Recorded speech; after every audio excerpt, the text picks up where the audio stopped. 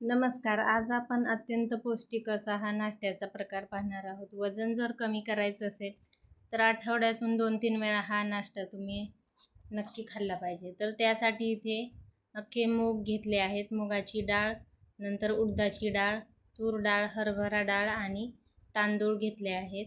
सर्व एकाच वाटीने मोजून घेतलं आहे. समप्रमाणात सर्व या गोष्टी घ्यायच्या आहेत. याच्यामध्ये तुम्ही मसूर डाळसुद्धा घेऊ शकता किंवा यातील कुठली डाळ आवडत नसेल तर ती स्किप करू शकता. या कपच्या साहाय्याने सर्व हे मी मोजून घेतलं आहे. तुम्ही कुठल्याही वाटीने घेऊ शकता, परंतु सगळं सेम प्रमाणात घ्यायचं आहे.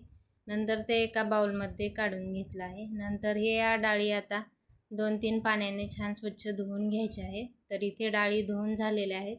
आता याच्यामध्ये पाणी घालून आपल्याला हे 4 ते 5 तासासाठी भिजत ठेवायचं आहे. इथे मी रात्रभर भिजत ठेवलं होतं कारण सकाळी नाश्ता बनवायचा होता. तर यावरती झाकण ठेवून रात्रभर असंच ठेवलं. नंतर सकाळी तुम्ही बघू शकता डाळी छान व्यवस्थित अशा भिजल्या गेल्या आहेत.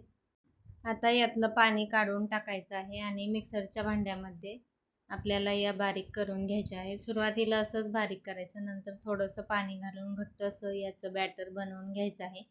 हा नाश्त्याचा पदार्थ आपण सोडा, इनो न वापरता बनवणार आहोत किंवा फर्मेंटेशनची सुद्धा गरज नाही. तर आज आपण हा मिक्स डाळींचा डोसा बनवणार आहोत. तुम्ही याचे आप्पेसुद्धा बनवू शकता किंवा धिरडेसुद्धा बनवू शकता. तर बघू शकता एकदम बारीक असं हे मिक्सरमधून फिरवून घेतलं आहे. थोडंसं घट्ट वाटत आहे. पाणी टाकून एकदा मिक्स करून घेत आहे. याला आंबवण्याची गरज नाही. झटपट होणारा नाश्त्याचा पदार्थ आहे आणि हाय प्रोटीन असा हा आहे. एकदा तुम्ही नक्की ट्राय करा.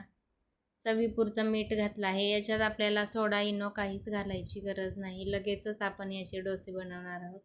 तर बॅटरची कन्सिस्टन्सी ॲडजस्ट करून घ्यायची आहे. साईडला मी तवाही गरम करायला ठेवला आहे. तर बघू शकता इथे बॅटर आपलं व्यवस्थित झालेलं आहे. तव्याला थोडंसं तेल आणि पाणी लावून पुसून घ्यायचं आहे.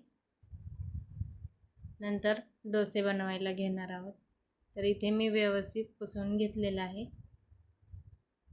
तव्यावरती थोडंसं बॅटर घालायचं आहे, एक पळी, आणि एकाच डायरेक्शनमध्ये या पद्धतीने फिरवायचं आहे. पळी अजिबात उचलायचे नाही, म्हणजे डोसा आपला व्यवस्थित पसरला जातो. तर इथे डोसा पसरून झाल्यानंतर गॅस मोठा करायचा आहे. तेल तूप काही लावून छान क्रिस्पी असा हा भाजून घ्यायचा आहे.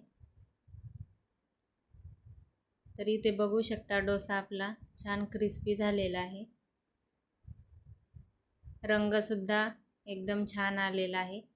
तांदूळ वापरल्यामुळे डोसे एकदम क्रिस्पी होतात. एकदा अशा पद्धतीने नक्की बनवून पहा.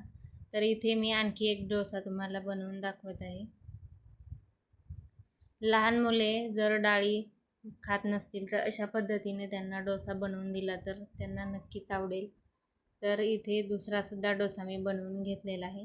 डोसा अजिबात तव्याला चिटकत नाही आणि खायलासुद्धा खूप हेल्दी असा आहे. तर अशाच पद्धतीने इथे मी सर्व डोसे बनवून घेते.